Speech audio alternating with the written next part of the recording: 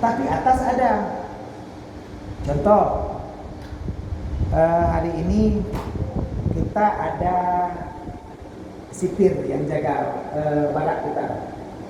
Pak, nyonya tolonglah Pak, lu lagi tolong Mbak Ro, dia kan dia bantu lu pergi lu belek. Belek Pak pada pegang waktu dia. Waktu itu Pak urung dia turun. Tak kala waktu hana. Atas itu maksudnya tak pegang Pak kepala. Mbak kepala LT maksudnya. Tapi kalau dia tengoknya hana urung. Pak kalau coba mana urung. Nah, atas bisa bermakna mengatasi atau menguasai. Jadi orang pacaran.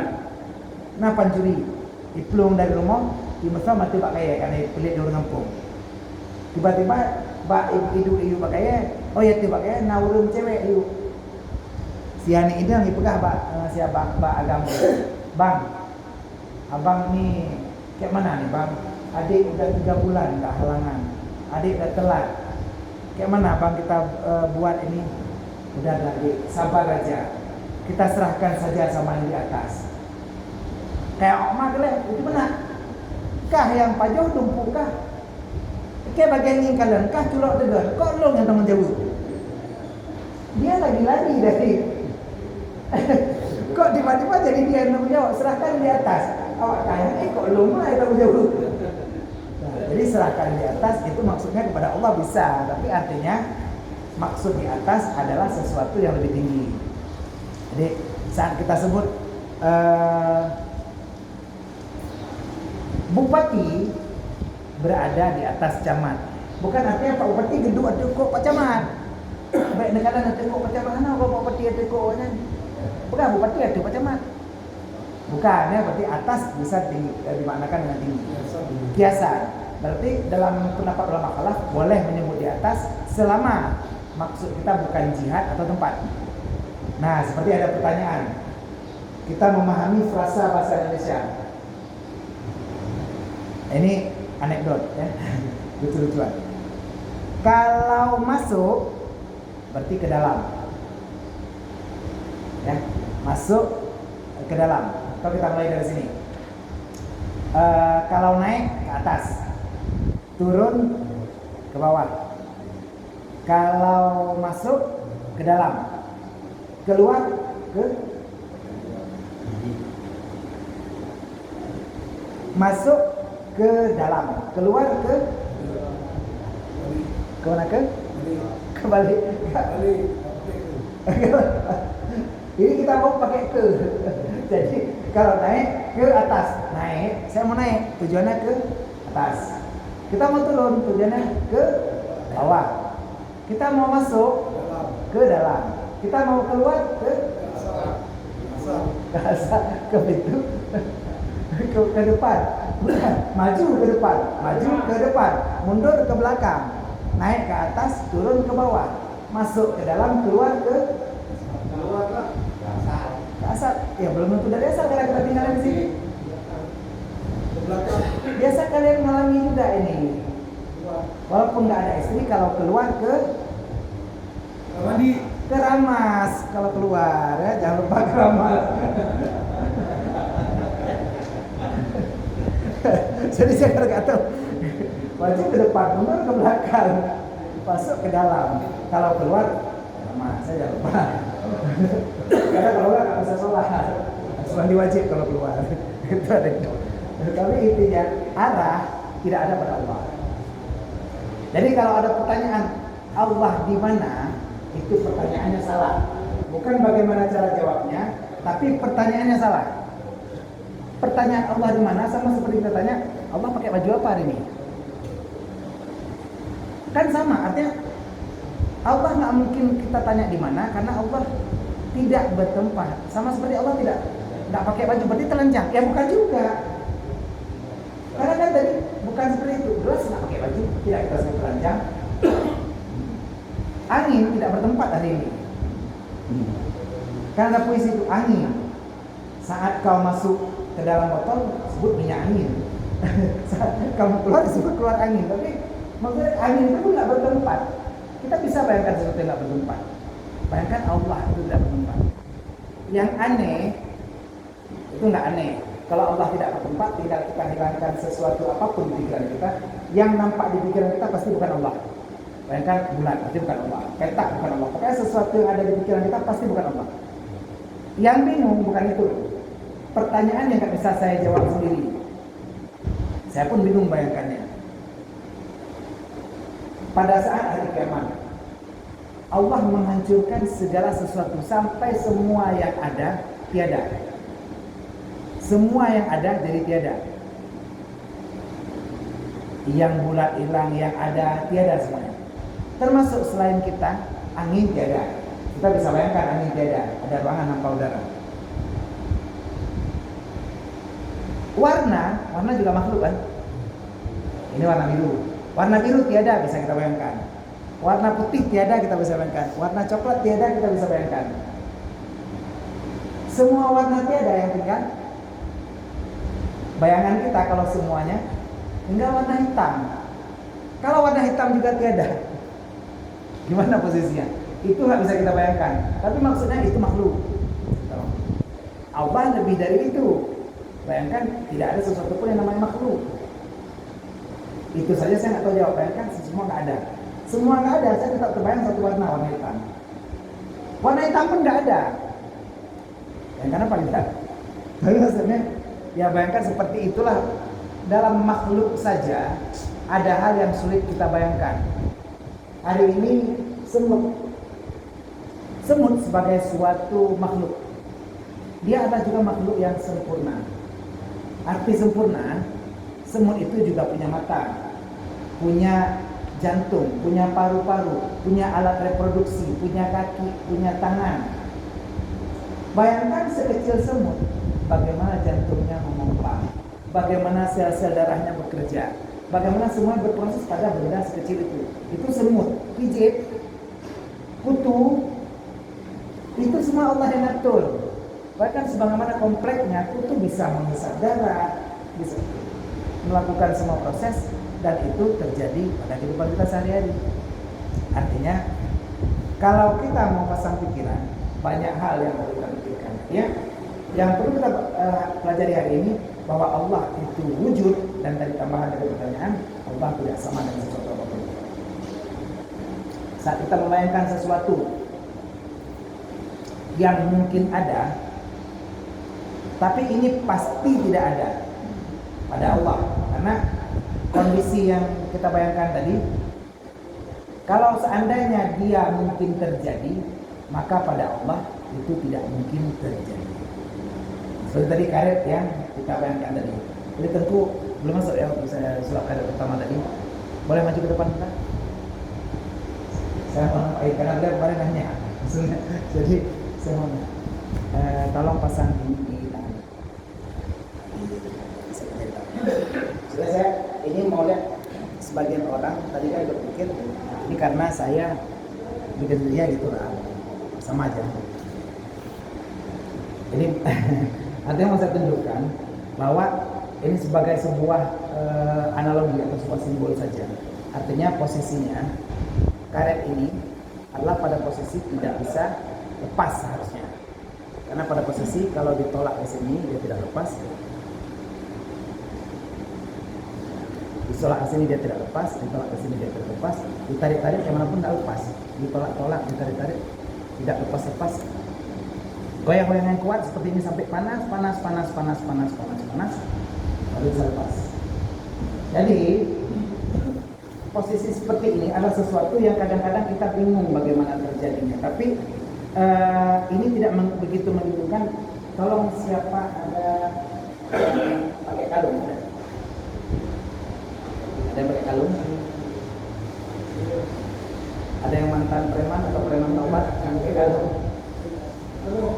Ada? Ada pinjam bentar? Saya mau tunjukkan. Oh, kalung tasbih. Kalung biasa ada? Kalung besi? Ada kalung besi? Saya cuma mau tunjukkan sebuah analogi. Artinya sebagai ini dan asa. Artinya untuk sekedar wacana kita bagaimana memahami hal ini terjadi. Jadi, Ada kalung ada. Gelang ada. Ada juga ya.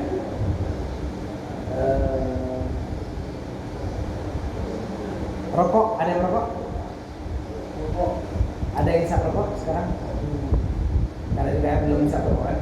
Nanti lah kita main waktu yang ada itu. Nah saya ada bawa kalung, itu maksudnya ini karena kalung saya bawa, ya sekedar perumpamaan. Tapi kalau sengaja saya minta kalung di sini, sebab ada yang bawa di sini. Tapi kalau nggak ada yang bawa, bisa kalung saya, oh itu kalung ustadznya bawa. Jadi kan kadang-kadang, itu. Tapi ya udahlah untuk demi fairnya, ya ini kalung ini juga kita ya, suruh lihat juga sama teman-teman. Artinya kita cuma sekedar ingin bercerita tentang sesuatu. Ini ada gelang kecil sama kalung. Boleh diedarkan sebentar kawan-kawan untuk diperiksa apakah sesuatu yang wajar, sesuatu yang normal atau sesuatu yang kita mau sedikit bercerita. Nah, boleh lihat dulu, maksudnya kadang-kadang mau dicek. Kalau tadi kalungnya dari kawan-kawan, mungkin kan sudah ada yang lihat.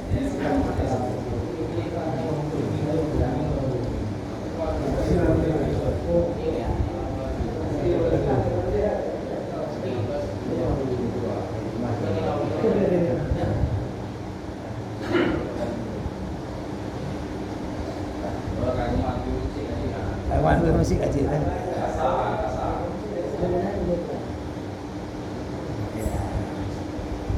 Apakah itu bisa masuk ke lubang yang kecil itu? Nah, memang unik. Susah. Nah, kita sekarang mau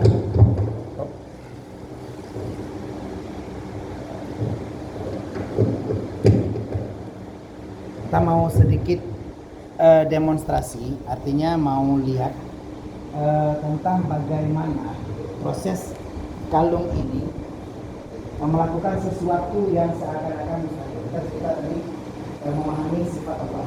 Nah, sifat Allah berbeda dengan makhluk.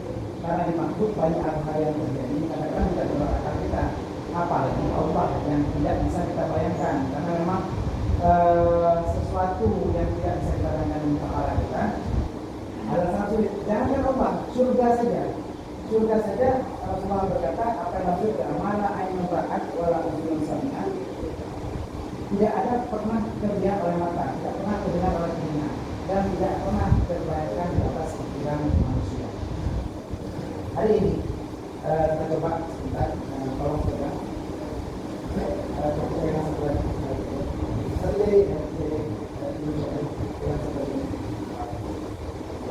Perhatikan teman-teman. Nah di situ, nah di sini. Ya, di sini ini ada sebuah gelang kecil. Ini sekedar perumpamaan. Ada lubang bisa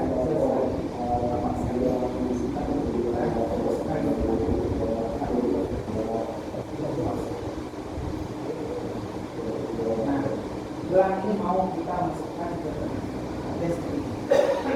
posisi seperti ini. Gelangnya terikat di tengahnya, tidak bisa lepas kecuali bahwa dia akan menjawab. Tapi sebelum saya serahkan gelangnya saya ikat dulu. Gelangnya saya ikat. Saya jepit sehingga posisinya benar-benar bergerak. Itu kalau ada yang perempuan. Perhatikan ya. Posisi gelangnya terikat di tengah posisi. Sebenarnya posisi ini, mohon maaf, sengaja saya nggak pakai ini seperti posisi kita hari ini. Kita terjepit dengan keluarga kita yang minta kita cepat lepas. Tapi kita di sini kita tidak punya aturan, dengan keluarga kerja, tapi sebenarnya kalau kita berpegang kepada Allah, kalau kita berzikir kepada Allah, kita dekatkan diri kepada Allah, kita berzikir terus. Bismillahirrahmanirrahim, tapi bisa lepas dan sangat gampang. Saya bangun, tapi tunggu pegangnya terlalu padat. Tapi ya ini dia, si hal ini dari hal yang kita pelajari terlepas dari seberapa apapun masalah kita punya Tuhan yang punya sifat wajib diwujud. Allah itu sifatnya wajib ada dan tidak mungkin tidak ada. Jadi kalau kita serahkan diri kepada Allah, sesuatu yang seakan-akan tidak mungkin terjadi pun bisa terjadi. Ada tadi pakai dari saya, maksudnya saya takut tadi ada yang bingung. Jadi kurang lebih gitu penjelasan tentang wujud. Kita sampai ke dalilnya. Wa dalilu ala wujudihi ta'ala hudusul alami ay wujudu ba'da adami. Dan dalil di atas adanya Allah Ta'ala adalah hudus alam. Artinya hudus jadinya alam setelah tidak ada. Kita ini alam. Dulu kita tidak ada. Saya berada pada saya lahir pada 30 April 1980. Sebelum 30 April 80 saya nggak ada. Saya belum ada di dunia ini. Adanya alam setelah dia tidak ada menunjukkan bukti bahwa adanya pencipta alam. Dan inilah yang kita sebut dengan Allah. Karena tiada Tuhan selain Allah. Misalnya kita berpikir Yesus baru dilahirkan pada tahun berapa? Ada yang bilang tahun 2 sebelum Masehi. Artinya sebelumnya juga beliau nggak ada. Yang disebut Nabi Isa menurut orang Kristen atau Yudas Iskariot kan. Jadi Buddha atau Siddhartha Gautama lahirnya tahun berapa? Jangankan dia menciptakan orang, dia pun sebelumnya nggak ada. Kita percaya sama Dewa, Wisnu, Siwa, Brahma. Adanya kapan? Adanya juga dia diciptakan setelah itu. Artinya ada posisi dia tidak ada. Jadi yang ada setelah tiada disebut alam. Satu-satunya zat yang selalu ada dan tidak pernah tiada adalah Allah. Wal alam ajramu kadzawati wa amrali. Dan disebut alam adalah zat seperti dan alam adalah bentuk seperti zat dan benda seperti diam dan bergerak dan warna. Wa inna ma kana hudusul alami dalilan ala wujudillahi ta'ala li'annahu la yasihu ay yakuna haditsan bi nafsihi. Dan sesungguhnya hadis atau alam ini menjadi dalil wujudnya Allah Ta'ala karena dia tidak mungkin terjadi sendiri. Artinya ada yang menciptakan. Dulu kita pernah kenal ada yang namanya Robert Darwin. Robert Darwin menemukan teori evolusi. Dan dia adalah seorang ateis, artinya tidak punya Tuhan. Saat dia merenung, dia berpikir manusia ini dari mana? Dia berpikir manusia itu dari bapaknya. Lalu bapaknya itu dari mana? Karena dia tidak mau mengakui adanya Tuhan, pencipta manusia, dia menganalogikan manusia ini mirip monyet. Berarti manusia ini pasti datangnya dari monyet. Monyet ini datang dari mana? Monyet adalah binatang vertebrata dan primata yang berada di darat. Binatang di darat berasal dari laut. Dulu monyet itu dasarnya dari ikan. Termasuk burung pun dasarnya dari ikan. Burung ikan itu pindah ke rawa-rawa, lalu tumbuh sayap seperti kadal. Sayap ini jadi berbulu karena berada di luar, lalu jadi burung. Yang ikan berada di luar ini lama-lama berbulu jadi monyet. Itu menurut Darwin. Lalu ikan ini dari mana?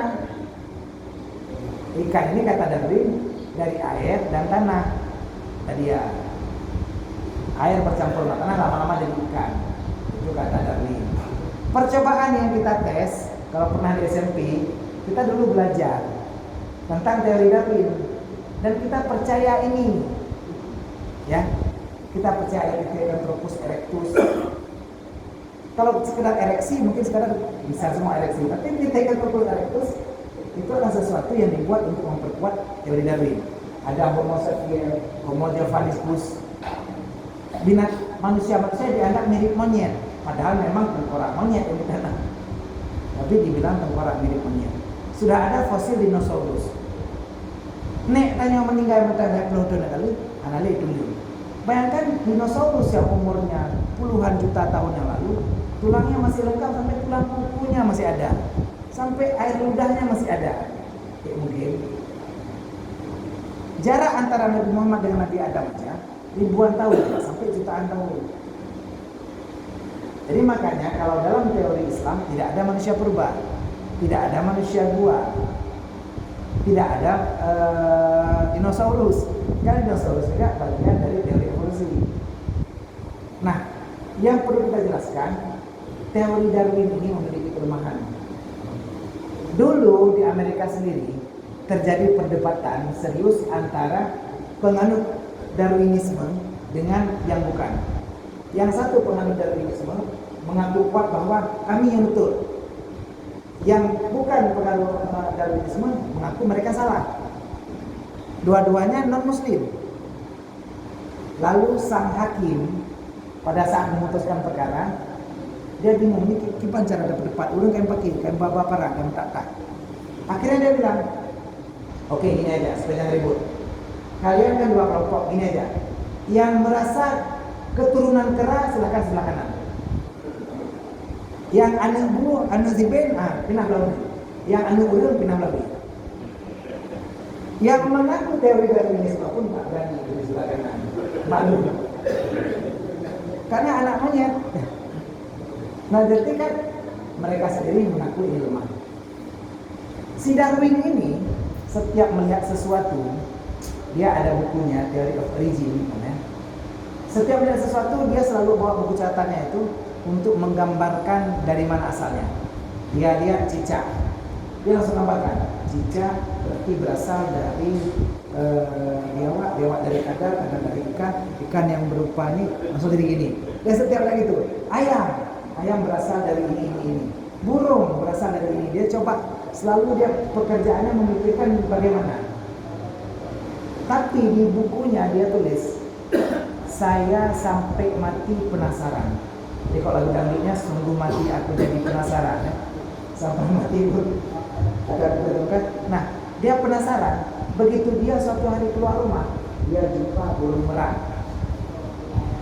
Burung merak dibilang burung nggak terbang, ya kan? Dibilang kadang dia punya sayap, punya bulu, tapi dia burung merak.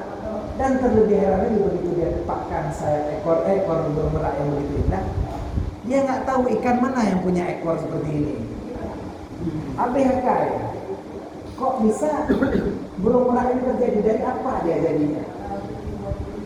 Sampai dia mati, dia masih kebingungan burung merak jadi dari apa. Beda dengan kita muslim. Kita muslim mau kita lihat pun cicak bersayap kayak apa, itu ciptaan Allah, udah selesai. Kita nggak bingung karena kita yakin dengan wujudnya Allah Ta'ala, dan kita yakin alam ini semuanya adalah bukti adanya Allah Subhanahu wa Ta'ala. Jadi alam ini menjadi bukti adanya Allah adalah dalil daripada sifat wujud. Jadi kita hari ini belajar satu sifat dulu, yaitu sifat wujud, dan kita wajib mengetahui apa dalil sifat wujud. Dalil sifat wujud adanya alam. Itu saja sudah cukup untuk kita tahu orang yang awam.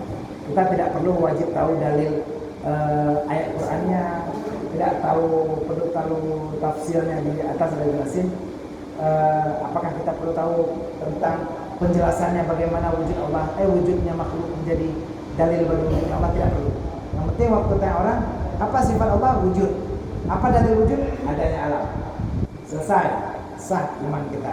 Kalau ditanya, Kalau dibalik tanya lagi, jadi kalau nggak ada alam nggak ada Allah. Kalau dibalik tanya lagi, adanya alam adalah bukti adanya Allah. Adanya anak, bukti adanya ayah.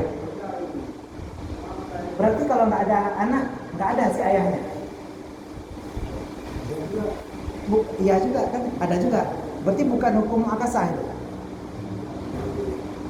Adanya ayah, adanya anak adalah bukti dari adanya sang ayah. Adanya, apakah dengan tidak adanya anak sudah menunjukkan tidak adanya ayah? Tidak. Karena tidak ada mafhum mukhalafah di situ. Paham ya? Jadi saat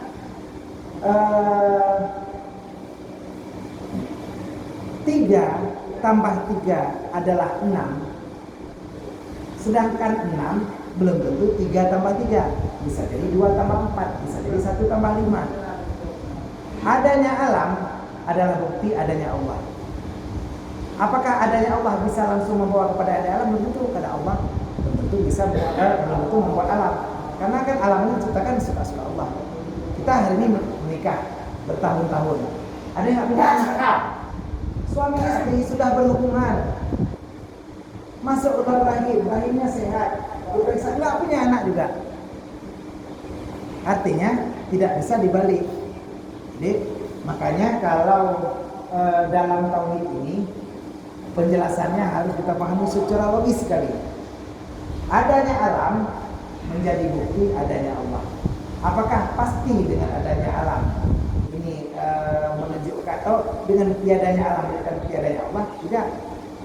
Karena memang tidak bisa diambil mafhum mukhalafahnya. Jadi biar kita bisa pahami, karena betul pertanyaan inilah yang dibolak-balik oleh kaum ya Mu'tazilah, bahkan kita di Indonesia yang paling tren PKI. Jadi bisa PKI dulu, bapak saya cerita kan beliau sekolah dengan PKI. Dulu ada guru beliau yang memang PKI. Saat itu posisinya nggak salah dalam gedung juga. Ada disebut namanya saya lupa. Dia guru SD dan memang PKI. Masalah dibunuh pun. Jadi dia saat itu berkata pada seluruh muridnya, Bapak nggak tahu kalian agama apa, mau agama Islam kayak Kristen kayak Buddha kayak Hindu kayak Cina kayak apa, terserah. Yang saya tahu kalian kan punya Tuhan, punya. Oke, sekarang coba kalian minta pisang sama Tuhan kalian. Yang orang Islam, ya Allah berikan aku pisang. Yang orang Kristen, Yesus Kristus berikan aku pisang. Semua minta pada Tuhan masing-masing. Bapak kasih waktu 10 menit. 10 menit tungguin. Ada berhasil? Kemana Bapak? Nggak ada. Ada yang dapat pisang? Nggak ada. Coba sekarang kalian minta sama Pak. Pak, minta pisang Pak. Dia bawa pisang satu isi lah. Dia pisang. Tuhan itu ada apa nggak? Apa jawaban anak-anak? Kalau orang dikasih pisangnya, daripada minta nama, harus minta mau Pak. Minta mau Tuhan dikasih. Minta mau Pak, langsung Pak kasih kan? Kita pisang. Goyang akidahnya. Hari ini kita kalau digoyang, kamu selama ini sudah berdoa sama Allah minta rezeki nggak dikasih. Ini pakainya aja nih. Ini nggak pakai encinnya kayak motor, anak yang lagi ongkok. Encinnya anak lagi ongkok, Pak katanya lagi kasih. Kalau kita sudah percaya pada kekuatan selain Allah,